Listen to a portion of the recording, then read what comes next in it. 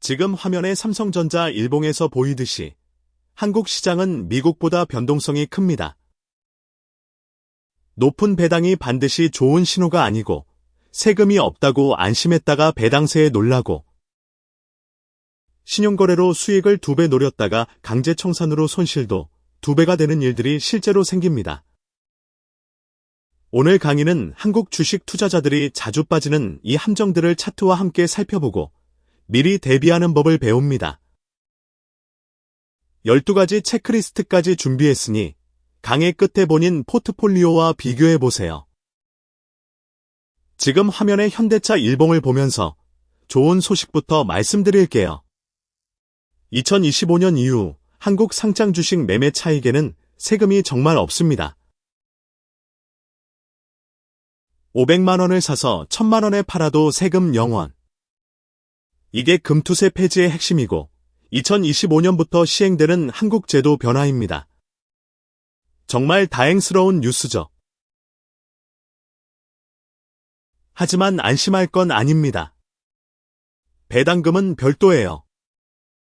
배당 소득세가 따로 부과되니까 고배당주를 고를 때는 세금 차감 후 실수익이 얼마나 되나를 먼저 계산해야 합니다. 둘째, 매도할 때마다 증권거래세 0.20%가 자동으로 빠집니다. 100만 원을 팔면 2,000원, 1000만 원이면 2만 원. 작아 보이지만 월 10회 거래하면 연 48만 원이 사라집니다. 셋째, 신용거래 이자는 여전히 부과됩니다. 연 5에서 10%대인데 내가 빌린 돈의 크기가 크면 이자 부담도 즉시 커지니까 반드시 사전에 증권사에 확인하세요. 지금 화면의 코덱스 200 주봉을 보시면 한국 시장은 세계의 약 13분의 1 수준입니다. 미국 S&P 500과 비교하면 굉장히 작아요. 작다는 건 어떤 의미일까요? 큰 물고기 몇 마리가 나타나도 바다의 파도는 크지 않지만 작은 연못에 물고기가 들어오면 연못 전체가 흔들린다는 뜻입니다. 한국은 상위 10개 회사, 삼성, 현대, SK 등 가시가총액의 상당 부분을 차지합니다. 예를 들어 2025년 초 기준으로 삼성전자 한 회사가 약 15에서 20% 수준을 차지하고 있어요. 그래서 삼성이 오르면 한국이 올랐다가 되고 내려가면 한국이 내려갔다가 됩니다. 다양성이 부족하다는 뜻이고 그만큼 위험도 집중돼 있어요. 이를 편중도 또는 집중도라고 부르는데 편중도가 높을수록 개별 기업의 실적이 전체 시장 움직임에 큰 영향을 미치는 구조가 됩니다. 지금 화면의 스카하닉스 일봉을 보면서 배당 함정에 대해 얘기해 볼게요. 배당 수익률 20에서 30%인 종목이 있으면 눈길이 가죠? 하지만 꼭 기억하세요. 배당 수익률은 배당금 나누기 쌓인 현재 주가예요. 배당금이 연 1,000원 고정이어도 주가가 50% 내려가면 수익률은 2배가 됩니다. 이건 기쁜 소식이 아니라 회사가 위험해졌다는 신호입니다. 마치 부도 위험이 높은 회사 채권의 수익률이 높은 것처럼 배당 수익률 상승주가 급락을 의미해요. 차트에서 직접 확인해보면 가격이 많이 떨어진 후에 수익률이 올라가는 패턴을 자주 볼 수 있습니다. 더 무섭게는 배당금이 감액되거나 영구 중단되는 경우도 있습니다. 실적이 악화되면 회사가 배당을 줄이기도 하기 때문이에요. 배당주를 고를 때는 수익률 숫자만 보지 말고 회사가 지속적으로 이익을 내는가, 현금이 충분한가, 최근 3년 실적 추세는 어떤가를 차트와 함께 먼저 확인하세요. 높은 배당은 위험의 경고 신호일 수 있습니다.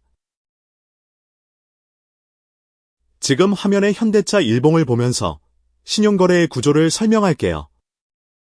신용거래는 증권사에서 돈을 빌려 매매하는 것입니다. 10만원 자기 자본으로 100만원 주식을 사면 5배 레버리지가 되는 셈입니다.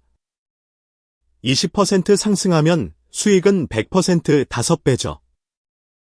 하지만 20% 하락하면 손실도 100%. 더 나면 완전히 잃습니다. 더 무서운 건 담보유지라는 개념입니다.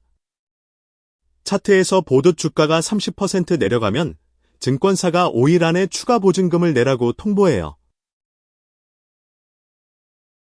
못 내면 증권사가 일방적으로 보유 주식을 강제 매도합니다. 바로 그 순간이 시장 패닉일 때 최악의 가격에 최악의 타이밍에 팔리게 된다는 뜻입니다.